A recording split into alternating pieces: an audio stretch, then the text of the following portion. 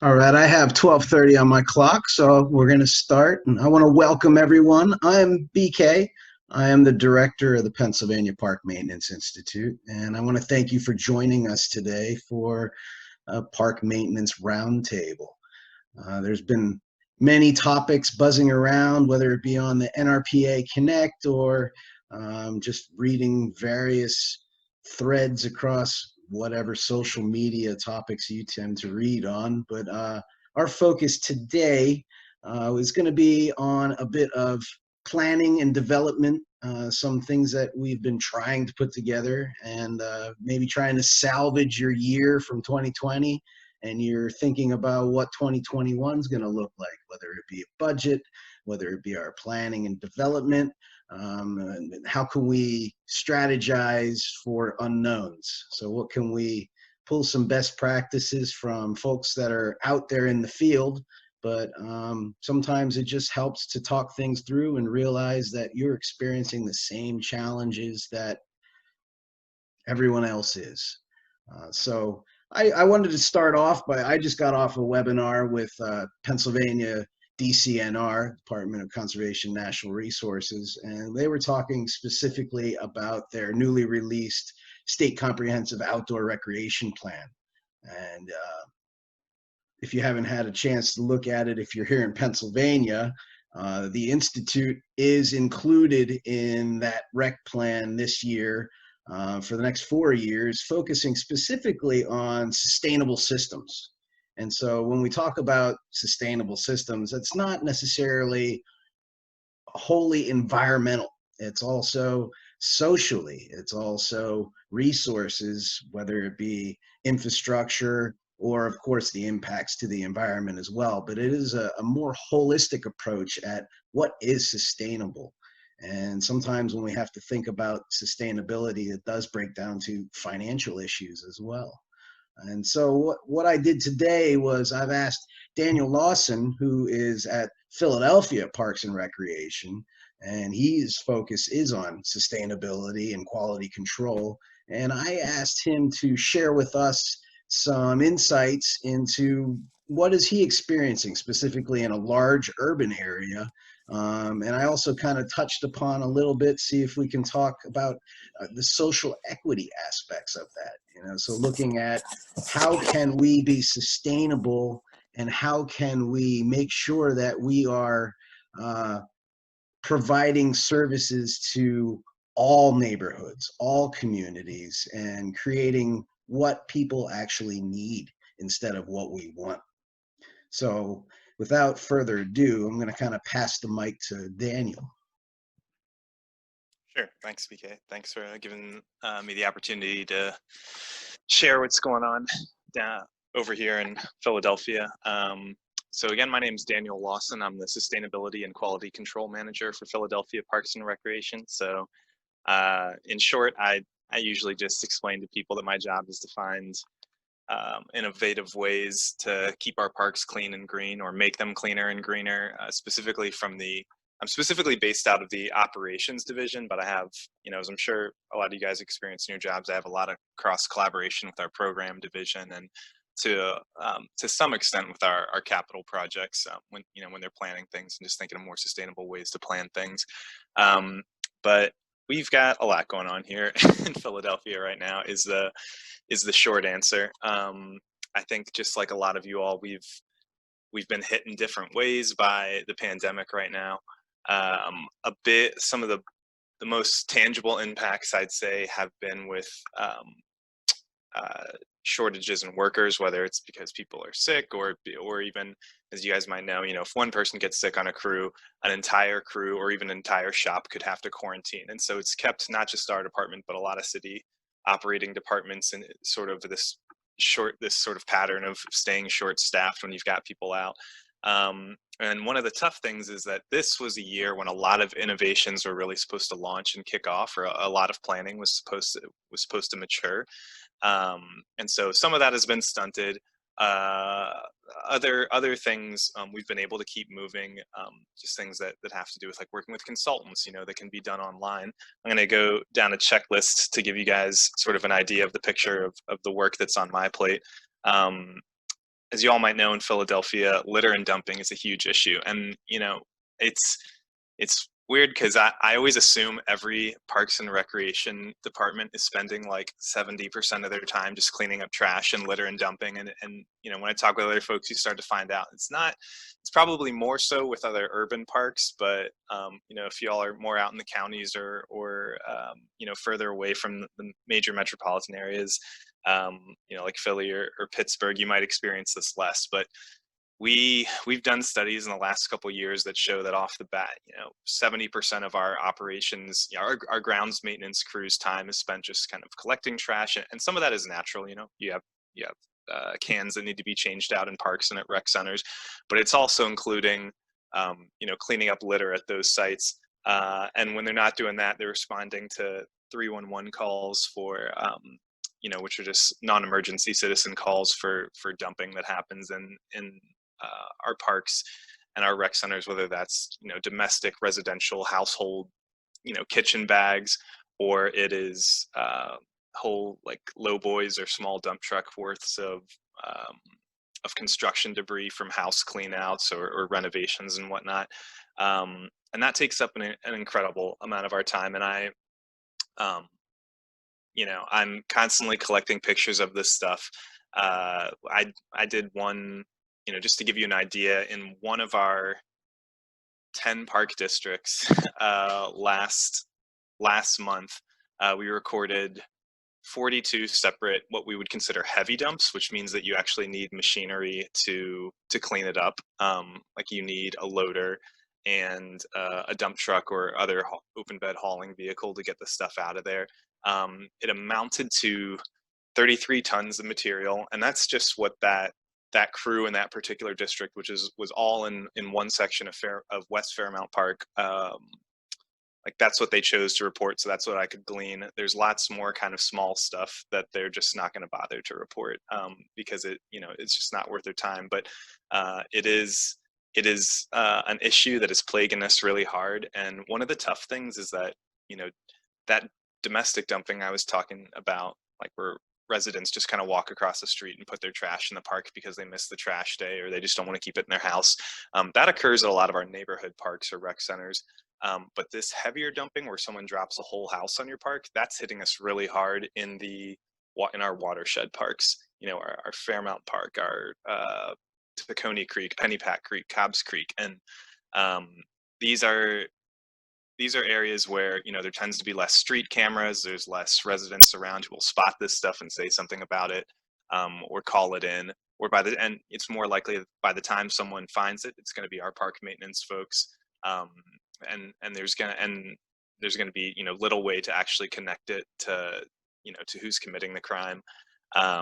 And there's so in general there's just less eyes on those watershed parks. And the crappy thing about that is, as you all can guess, that's hurting our ecosystem. We had someone dump right in like a wetland that is preserved, and we try to protect in West Fairmount Park the other week. And it was just a whole bunch of sediment, debris, contractor waste. And in their mind, they thought like, oh, here's a nice little ditch where we can put this and no one's going to find this, if we drive into this trail. And there's ecological damage there.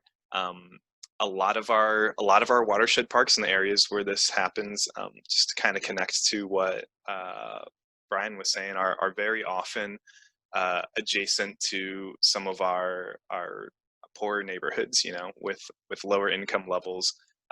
And maybe I'd be curious to hear if other folks experience this. And I don't know what your non-emergency 311 systems look like, but going back to the point of equity, I think one issue that we as a big city face is that as service providers, whether it's us or our streets and sanitation department or the water department, one of our priorities is to respond to those 311 non-emergency calls, like, oh, there's dumping here, there's a tree down. And there have been studies done mainly through the zero waste and litter cabinet that we had in the city, that have showed patterns where that data isn't always going to reflect what the need is in each community, right? Like there's huge chances where one community feels more comfortable calling 311, whether that's that it's more culturally acceptable that it could even be that they've had more success with it. Like they know when they put that request in, someone's going to come and clean up that trash. It could be that there's a stronger network of neighbors there who can all get together and say like, all right, let's all flood the 311 uh, queue with this same request, and we'll get it done quicker. And then other neighborhoods, while they might experience the same or even greater need, they're we found that there's situations where they're just less likely in certain neighborhoods to actually report, and that had to do with looking at 311 report data, and work orders that were filled and comparing it next to on the ground reports of how littered or how dumped a neighborhood is. And so that's just an interesting topic. I'd even be curious to hear how that plays out in your own towns, or if that's something you guys experience. So litter and dumping is a huge one. It's a huge one that distracts from so much other park maintenance there is to do. I always try to tell folks, every minute that a or hour, that a worker is out there cleaning up dumping or using a loader to put a bunch of um, like lumber and concrete and bricks into a truck, and then go and tip that at a waste facility. That's an hour that they're not taking care of our sports fields, or doing any natural lands work, or taking out invasives, or any number of other things that they could be doing. um, some other, I think, on a little bit of brighter news, some things we have been able to move forward during the pandemic um, are all around zero waste. So the city had a zero waste and litter action plan. Unfortunately, the cabinet that was sort of managing that got dissolved, as the city just had to let go of staff. Um, and so it's now kind of on each department to sort of keep with their own goals and keep managing them.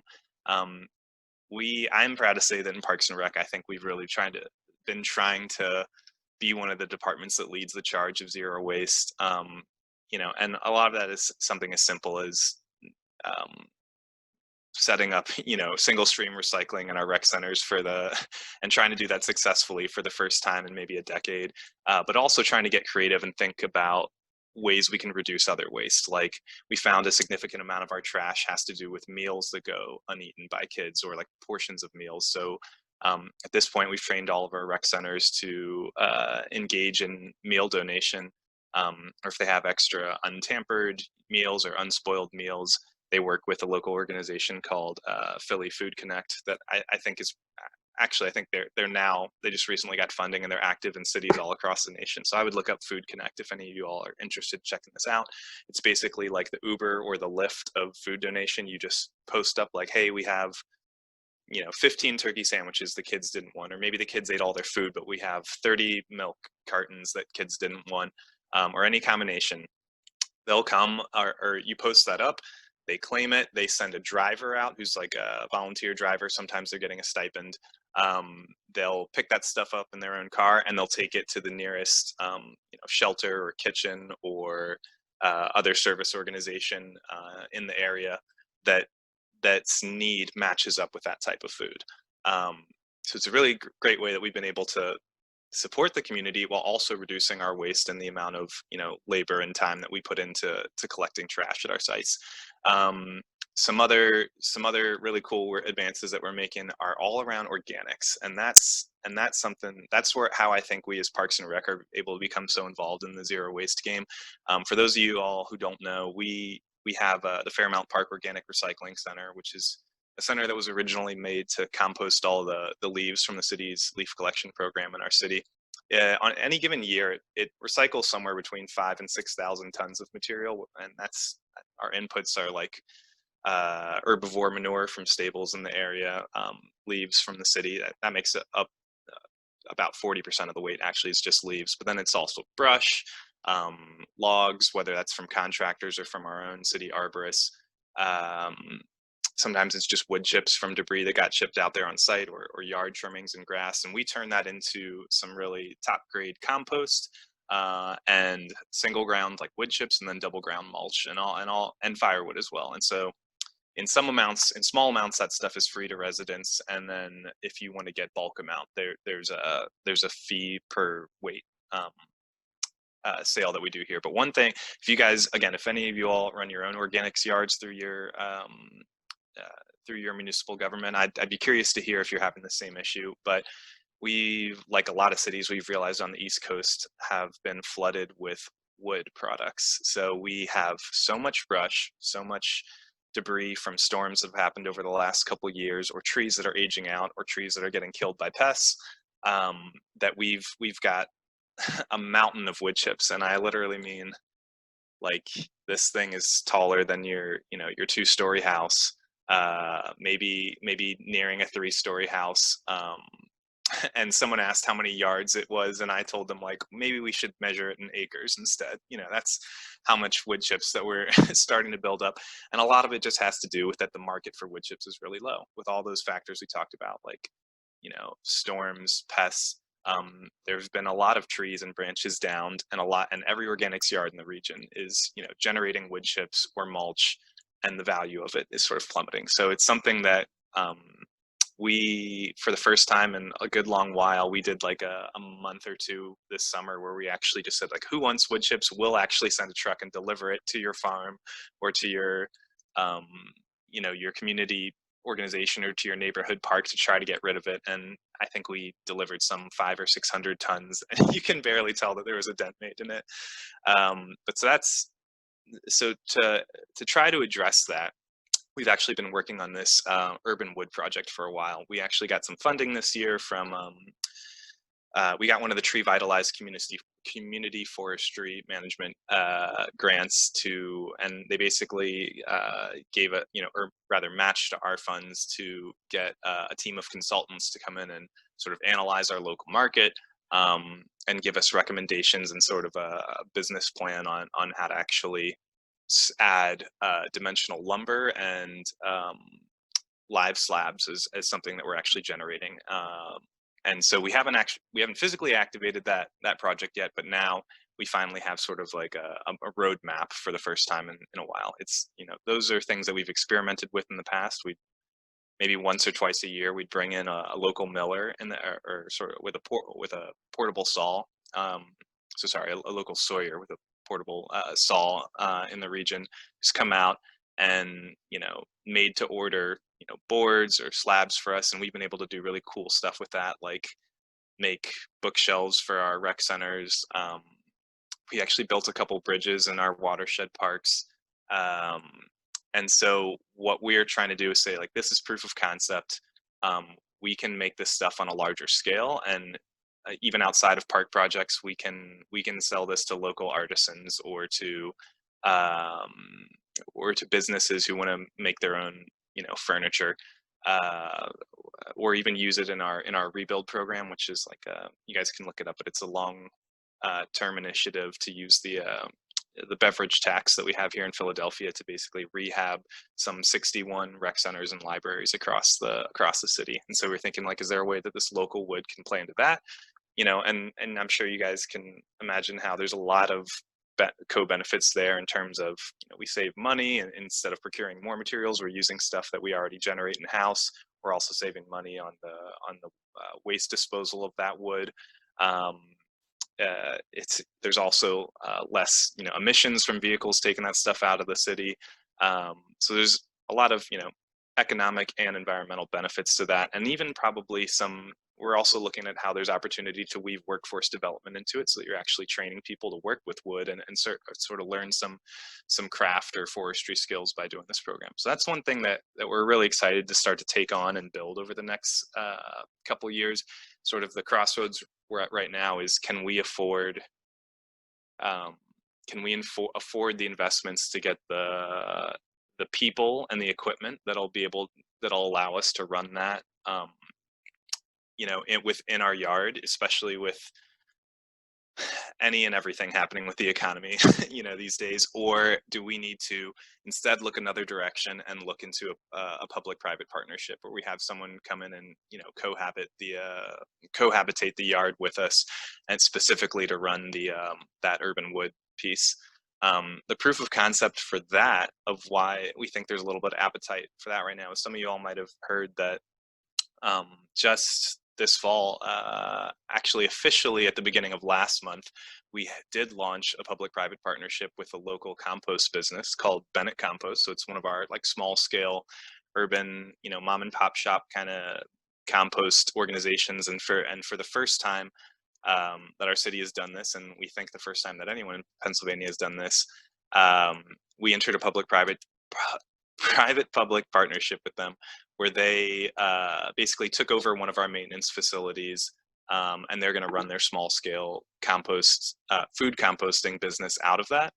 And I know there's other compost partnerships across the state, but this is specifically an urban small-scale one, so it's on about 0.6 acres worth of space. We've got a nice deal with them where they're going to operate under our permit. They're going to use our land. They're going to use our utilities free of charge. And in exchange, they have to collect food scraps from all of our rec centers free of charge and provide us with a portion of that finished compost at the end of the year. So we think it's a really cool, innovative, sort of zero waste based partnership. We're still waiting on the sort of the final word on our permit that we've been working back and forth with the DEP on to get that approved for that particular space, and we need to hear from them if there's any particular site modifications we need to make. But we've been lining all the other pieces up, and we're excited to get this going. And one of the neat things about that is we went into this knowing that this is sort of a unique new thing, and we're hoping that it can inspire replication where we have more of these small scale mom and pop compost shops across the city, and that we can make it easier for other cities across the state to apply for that same type of permit. As we kind of figure out what are the modifications you need, what are the considerations you need to make this work in a more dense urban area. And so it could be, so we're basically exploring a different way to handle waste in a dense city, specifically around organics. The other, so that was a big one we're proud of. Some of the other challenges we're having, one is around stormwater maintenance. A lot of you all might know that we here in Philadelphia really embrace the Green City, Clean Waters initiative really hard. And our water department has been building green stormwater infrastructure all around the city. In Parks and Rec, we both host a lot of their sites, like a lot of their rain gardens or their basins, where their tree trenches are on our land, and there's sort of an agreement where we have some open land, so we work with them to have them constructed on our land, and then the water department maintains them. But a lot of folks don't realize there's actually a growing inventory of stormwater management practices that we as PPR had to install, whether we were doing renovations or were somehow triggering some kind of or basically triggering the stormwater regs to have to create some stormwater maintenance. So we have something like low hundreds, maybe 120 green stormwater infrastructure SMPs or BMPs, whatever you want to call them, across our system. About half of those are really strictly like vegetated. They're what you imagine when you see a rain garden. Some of them you might not realize because they're like pervious pavement or pervious asphalt, but at least half of them, around 60 are vegetated ones. We started to realize this just recently has grown out of the scope of what our regular maintenance is, where you need a specific crew to do this. And a really tough thing was on March 8th, we launched the first purely stormwater maintenance crew for Parks and Rec, and we just started to train them on how to, whether it was cleaning out regular gray stormwater drains in our system or in our parks and rec centers, or cleaning out gutters through our watershed parks, or actually going into rain gardens and doing maintenance and horticultural landscaping work on that. And as you guys know, about 8 days later, our city got shut down, and folks got sent home. And with a lot of budget cuts and those issues I was telling you before about being short-staffed, we had to dissolve that crew just as soon as we had started it. And so that is a bummer for me because we worked a long time on getting them set up. But on the bright side, the blueprint is there, and once we can get back on our feet and actually get the proper staff back and able to stay and work, I'm looking forward to launching that crew again.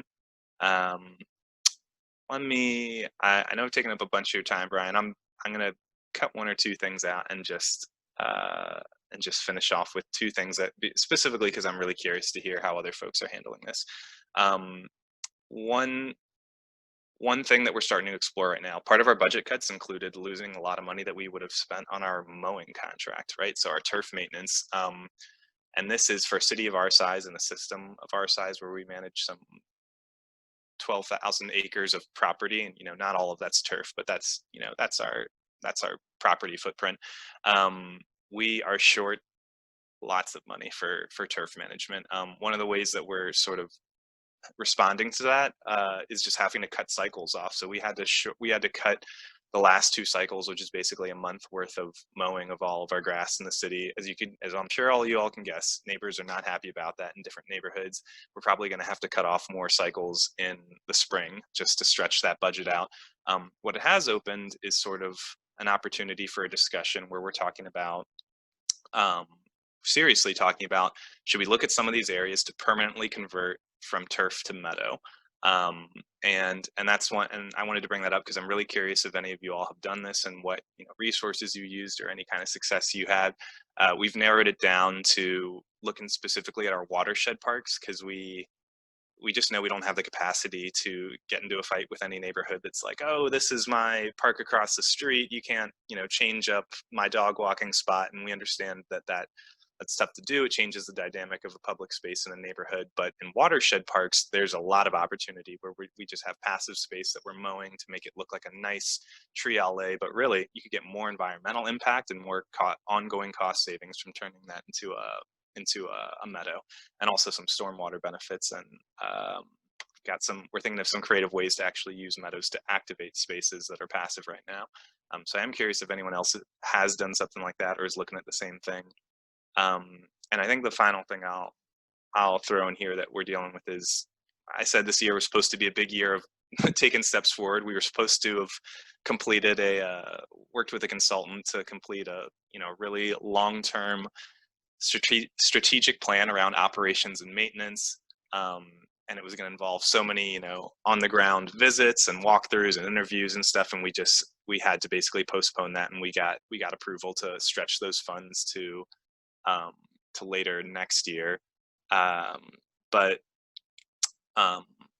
In just trying to keep the momentum moving forward, a team of us did say a critical thing we need to address as soon as possible is our natural resources or our natural lands. I told you we oversee 12,000 acres worth of land. Between 5,000 and 6,000 of that is all of our natural lands. That's our watershed parks, meadows, creeks, streams, forests, trails. And as we are a parks and recreation department, a lot of our resources, we realized in recent years, start to tilt towards the rec centers. And I'm sure some of you all can relate to that. And a lot of it has to do with there's more like daily active users in a lot of those rec centers. There's more programming around it. It's easier to miss some of the deficiencies in your natural lands world. So a team of us just put together a strategy, sort of a plan and a proposal to launch a whole new division of our department, which we think that natural lands can't just be tucked under operations. It can't even just be tucked under capital work. It really deserves its own team with its own, director or deputy commissioner level, senior level staffer. And that over time, and this is like step by step over years, it needs to build out its own manager positions, a horticulturist, for which we haven't had a horticulturist for many years, but someone who can focus on that work, and its own maintenance crews who just do trail work and natural lands management. And so we actually have we actually are pitching this to our commissioner, and given the whole, all the details next week. So, wish us luck on that. But Brian, that is the scope of of the stuff that's on my table right now, or at least a good amount of it. Thanks for everyone for listening through all that. Well, those are some great examples, and actually you've shared some slides with me that I'll share with everyone after the event here. But some of my initial thoughts are we did invite Natural Lands as well as the Wildlands Conservancy to have a discussion with us about meadow establishment, and they're right there in your neighborhood. And one of the examples, actually Upper Dublin, which is just a little bit north of you guys, has gone through those projects. And so I'd first recommend just reaching out to some of those communities, even right there in your backyard, as examples to see they're not as large of a scale. I mean, I'm kind of amazed the amount of acreage that you're talking about here, but if you think of it as scalable projects and just taking it piece by piece, you can look back at our previous event. Gary Gimbert from Natural Lands actually would be a great resource for you. And you can also, I'm just wondering here, anyone else in the audience, is there some folks that have gone through the projects of meadow establishment and/or at least looking at the feasibility of it? Because I know in some of the research that I've done, I've seen the good ways to do it and the ways that necessarily weren't the best approach because they thought that was the answer and it wasn't what the community wanted, and they end up having to do more work to go and reestablish parkland as opposed to, you know, going from meadowland into parkland became even a bigger practice and challenge. But I'd love to hear from anyone here that would be willing to share some insights.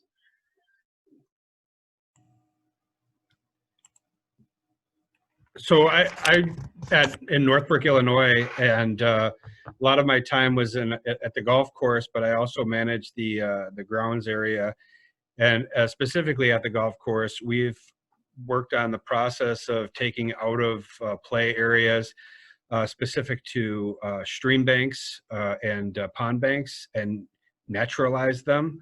But exactly what you said, BK, I think the key really is to know that it's not a no maintenance area.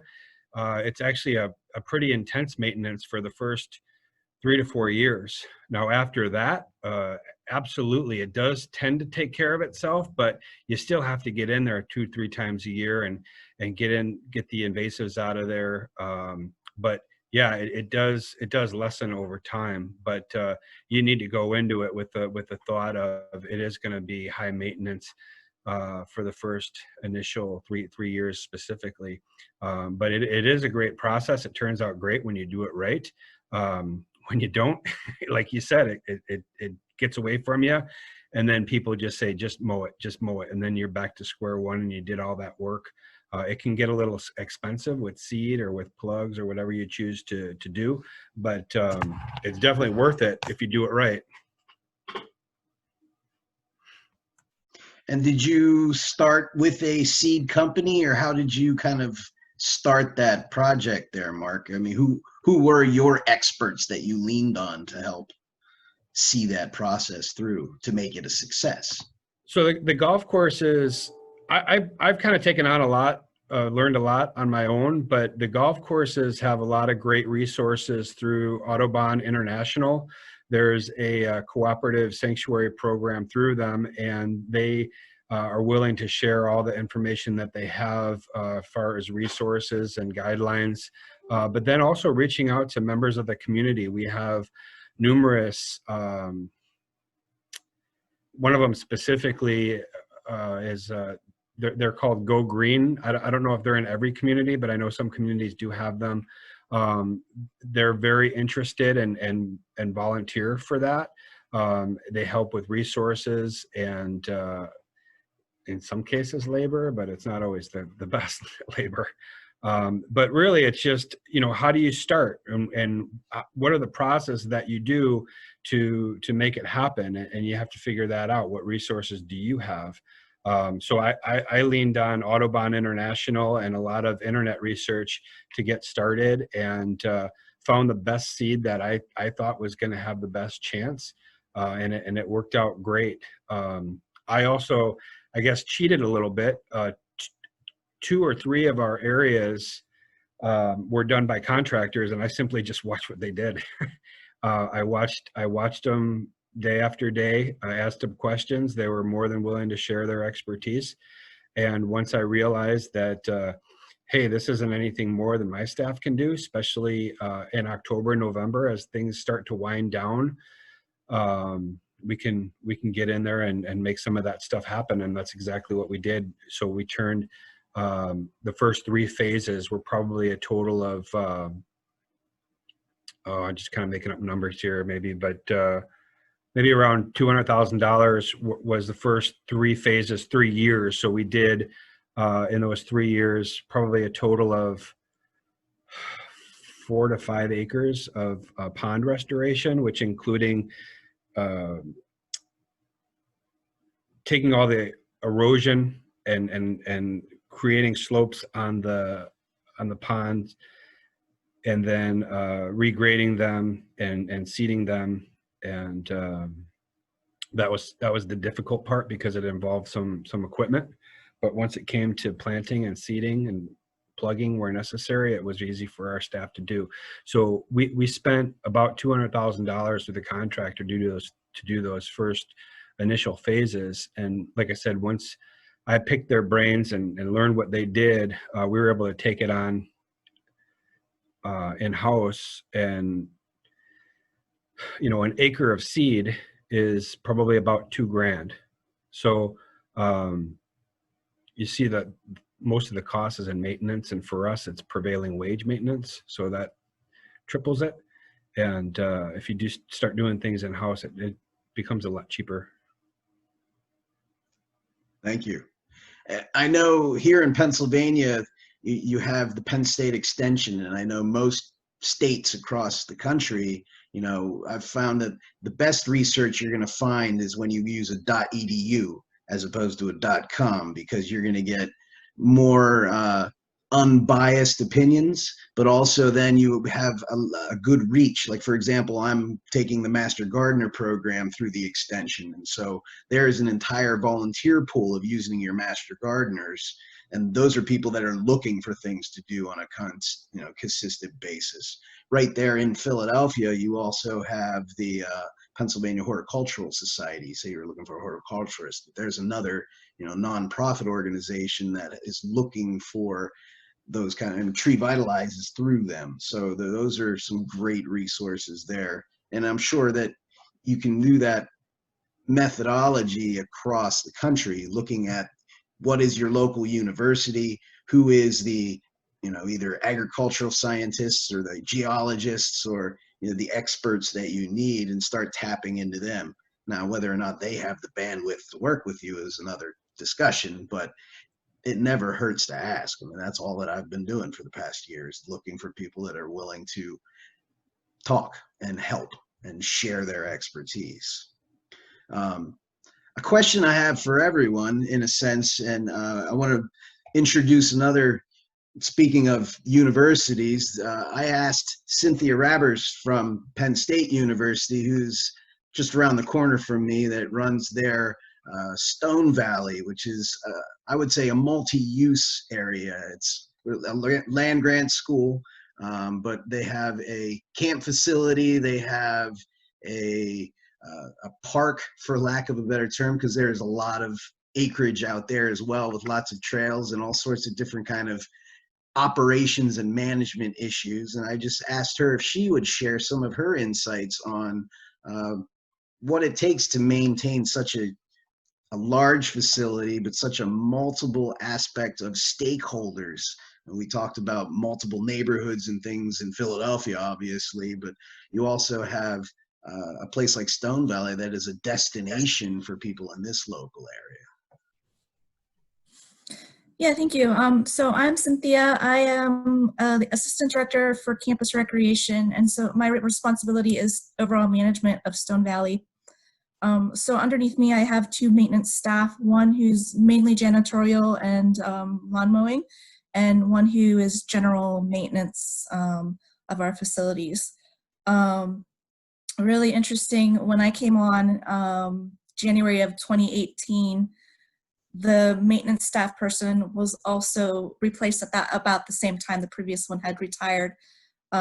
So we had both of us brand new coming in, and there weren't a lot of records on like what needed done and all of that fun stuff.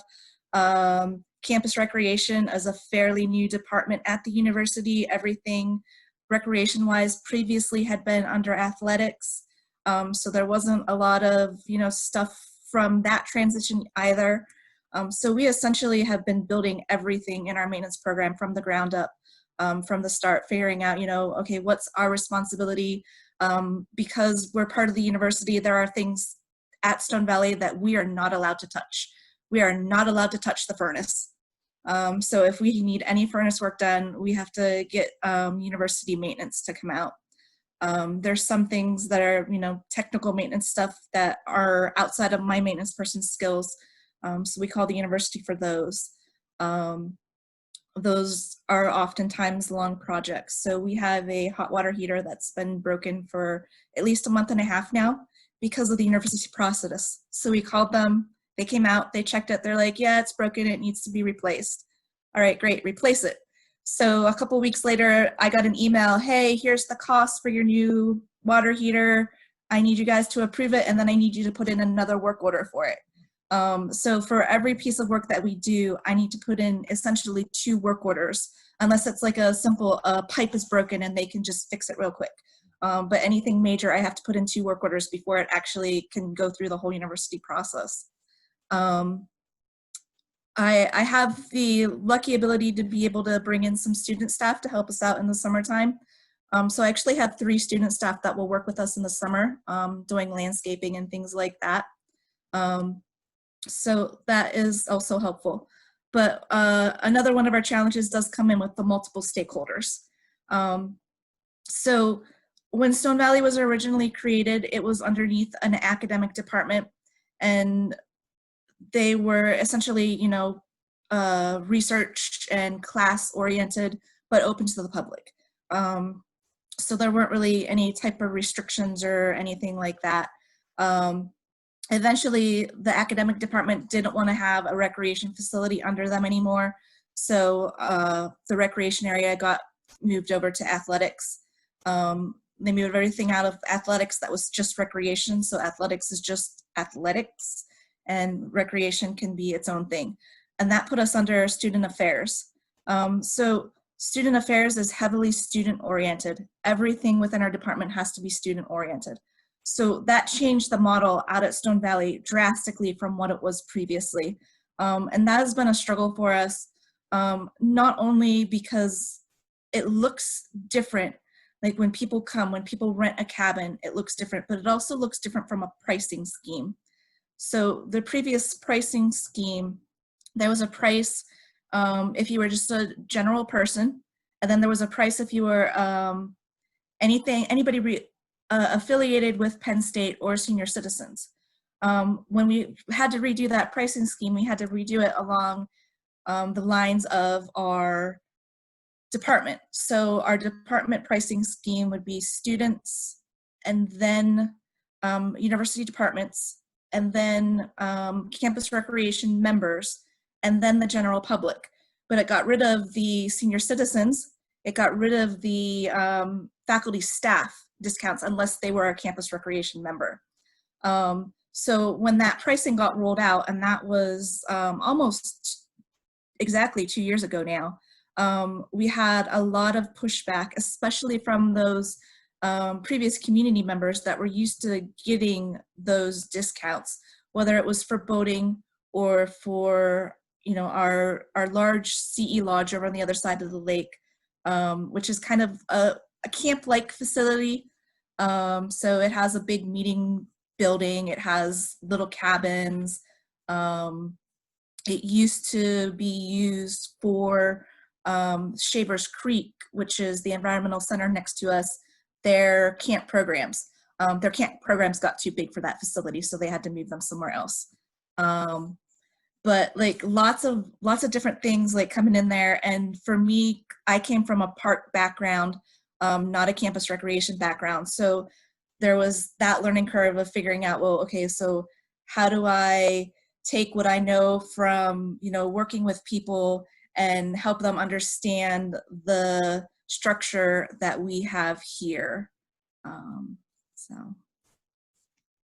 So in that transition, what sort of tools or what sort of what do you do to organize? Because maintenance has to happen, and maybe student activities isn't going to necessarily understand the fact that grass grows whether or not students are there, and things break whether or not people are using them because the sun kills it, and so how do you keep track of the amount of time it takes to maintain specific things just for daily operations versus activity operations? Do you have any sort of methodologies or specific resources that you do to kind of justify? So the really nice thing was that because we didn't know anything when I arrived. And so, like I said, we were building it all from the ground up. So we really got a lot of leeway that I don't think you would normally get as far as maintenance goes. So like we created lists of, this is everything that is broken, that no longer works. This is everything that is on the list of things that we're supposed to have that aren't here, that we need.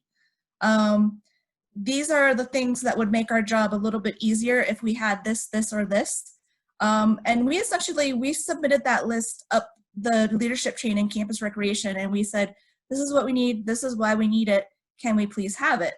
And essentially everything that we had on the list, we were told yes, yes, yes. And then usually at the end of every fiscal year, so the university is the July to June fiscal years, if facilities and operations as a whole has money that hasn't been used within their budget, all of the facilities submit lists again of, hey, this would be something really cool to have. Not necessarily something that like we absolutely need, but that would help us. And so we were able to get things that way as well. Campus recreation, a lot of the budget that we have comes from student fees. So shortly after campus recreation was formed, the students actually voted that they will add like $59 a semester to their tuition bills in order to fund the budget of campus recreation. So that gives us a little bit more leeway than some of the other departments may have, because those are guaranteed funds. Like we always know every year, no matter what the university allotment is, we'll have those funds coming into us. And those make up the vast majority of our budget. Right on. So that's your tax revenue if you would be a municipality at that point. Yeah. Daniel, what you said that most of the funding is coming from the booze tax, for lack of a better term. Is that necessarily the case, or like how do you track and justify needs, especially since you are looking at some, well, all of us are going to be looking at budgets getting shrunk. And so we're all going to be in this situation where we need to start collecting data and showing our value, showing our return on investment, justifying positions, and it's not as simple as just saying, well, if there's no one there to mow the grass, it's just going to continue to grow. So like, what kind of tools do you use to communicate that to the powers that be? Right. Those are some good questions. I do want to clarify one thing. So that funding, that beverage tax isn't a booze tax. It's a sugary beverage tax. So it's actually a soda tax, which is even more of a, that's more of even a more sacrilege here in Philadelphia. But I do want to clarify that tax is going specifically towards the rebuild initiative, which is this like, and it even has an office that's kind of like a sister department to our department, but it's sort of separate. It's like an office completely made of folks working on large scale capital projects that are like renovations of these rec centers and, upward like six-figure renovation kind of projects and stuff to take, pretty, for lack of a better term, dilapidated rec centers and sort of redo them. For our regular sort of day-to-day, week-to-week programs and operations, in Parks and Rec, a lot of our stats, and I'm sure a lot of your departments, especially if you all are being in this roundtable or in the maintenance or operations world, a lot of our stats that we report on to City Council are all around programming, and it's a tough thing. I mean, I don't need to lament to you guys, it's a tough life living in the operations world, but it is true that, I've seen what our reporting metrics are, and it is like number of users, number of youth enrolled in our programs, you know, attendees to events or like permits sold for events and things like that. And I want to say there's, to every 5 or 6 program related metrics we're reporting to council on, there'll be 1, maybe 2 of them that are for operations, and it'll be like number of like ball fields maintained or like acres mowed or something like that. So, and that is all to say that I think naturally in operations, and again, I would imagine most places are facing this, but those operations dollars are hard to come by. It's hard for us to justify, becomes hard for us to justify large amounts of money being invested into our stuff. Like I think on an average year, it's at the level where you have to decide, like, do we want to replace a trash truck that's breaking down or get a new, like 2 new maintenance people for this district, you know, because we're not going to get both of those. And a lot of that is sort of what's driving. I have fun with this type of work, but a lot of that is sort of what's driving me to try to help our department out by thinking of like, what are some ways we can actually save funds? Like if we did some calculation where we were like, if we turned all of this passive space that's not being programmed anyway into meadow instead of, instead of just mowing it every 2 weeks, we definitely recognize, as Mark said earlier, that it's going to cost some money to get there. But I've been trying to think creatively of like, it's going to cost some money, but there's more resources out there, whether it's from the DCNR or like you were saying, PHS to support us doing something like that and improves the ecosystem. No one's going to give us extra money to like mow the lawn, mow the grass more. So we're hoping someone can invest to help us make that sort of initial change. And then that investment can save us money over time. Or like the Urban Wood Project is another example of a way we're trying to get creative of like, right now, this is a problem for us that we're taking on the city's wood waste and we're running out of ways to process it, and it's actually becoming a liability in a lot of ways. If any of you guys ever worked in or otherwise run an organics yard, there's a lot of liability with building up material that's not going anywhere. But that's an area where we're looking like, well, how can we turn this around and actually make it an asset? Can we raise the value of wood by just making better wood products? And can we use that revenue to then to fund some of our maintenance needs, like some of our operations needs? Man, I went all over the place with that. I feel like I missed a part of your question there. That it just brought up some good points, though. DCNR, one of their best kept secrets, in my opinion, is they did spend the time and money to develop a mowing calculator that it actually can. You plug in how much mowing is taken, and it takes in the amount of gas used, the cost of gas, all of these things, and then it can spit out a number for you that shows you the cost differences of mowing amount of acreage versus not mowing amount of acreage. And so, I mean, that's at least some data that you can use to show decision makers.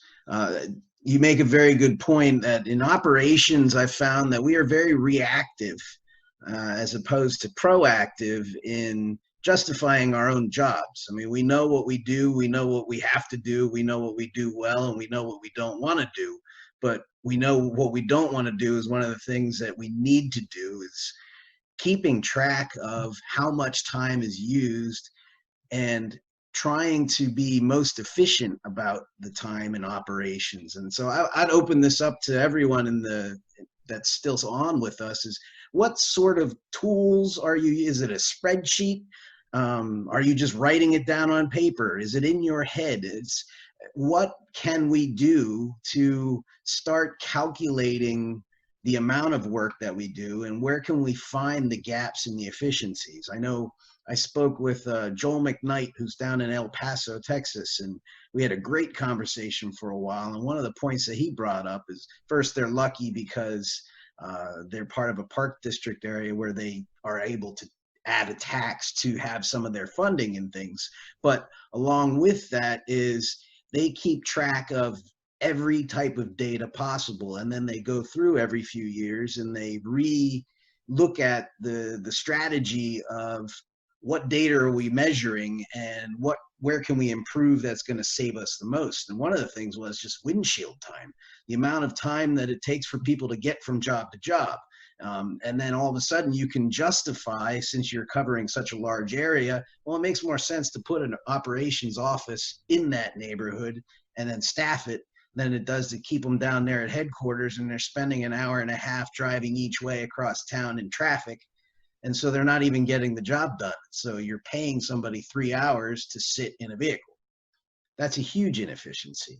And so that's something that comes out of keeping track of those kind of things. And so is there anyone out there that would really share with us what you are measuring, or how do you measure it?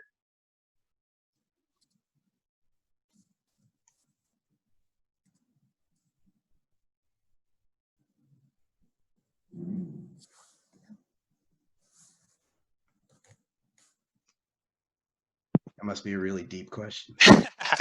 Well, VK, you did make me realize that there was something I didn't answer in your question as you were talking. That I totally agree with you that it's easy for operations to be reactive, and myself and a lot of my colleagues, I think, believe that. And I think it's especially easy to be reactive rather than proactive when you're on a tight budget. And it's sort of like a vicious cycle of, especially like the way to go back to your question about funding, already Parks and Rec, there's some like nice, or not nice, but terrible pie chart that shows you how much health and safety gets of our city budget, and it's like 75% of our budget is to police, fire, emergency services, and then there's a bunch of departments in between, and like less than 1%, it's like an invisible line on the pie chart, is Parks and Rec.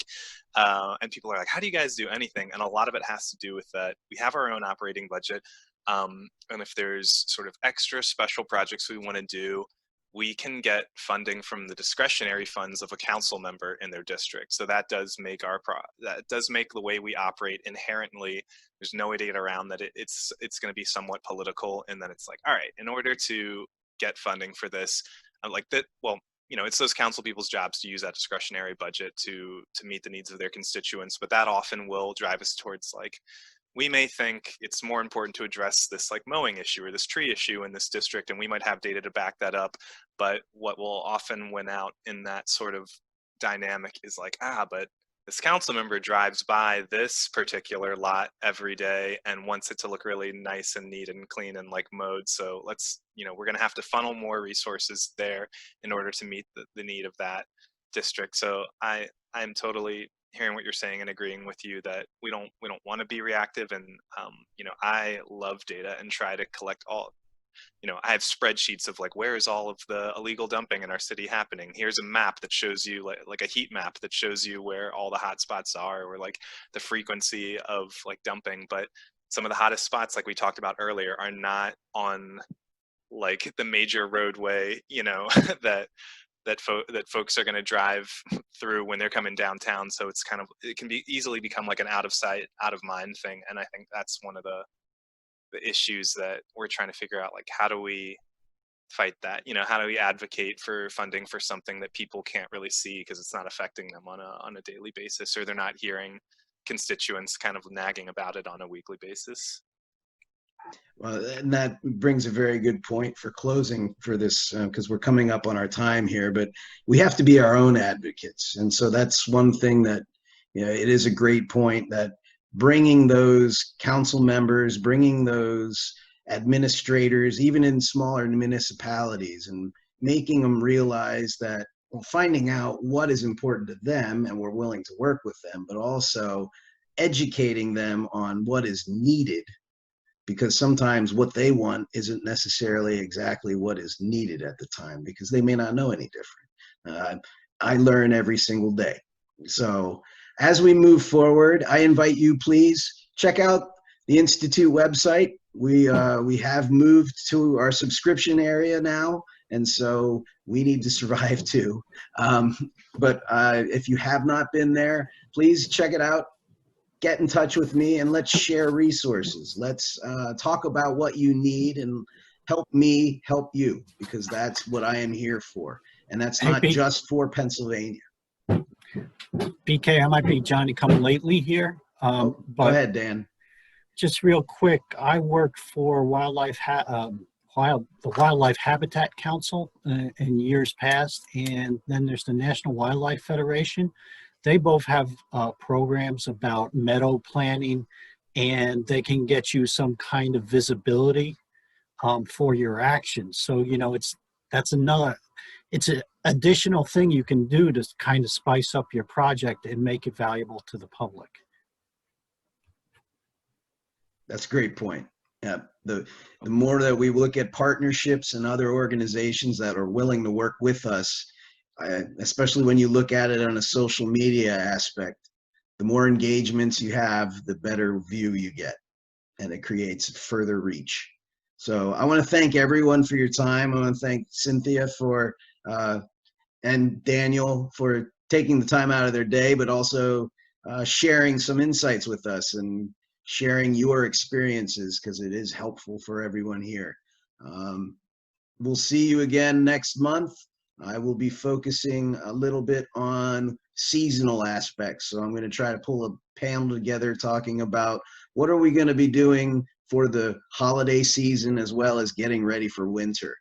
So I'm pulling on some folks up in Minneapolis. So if you want to think snow, you're going to learn from them. But I'm also going to pull some from folks, hopefully from California and Florida, so we can get some of that warm weather things and see where is our common rubs as we get into this.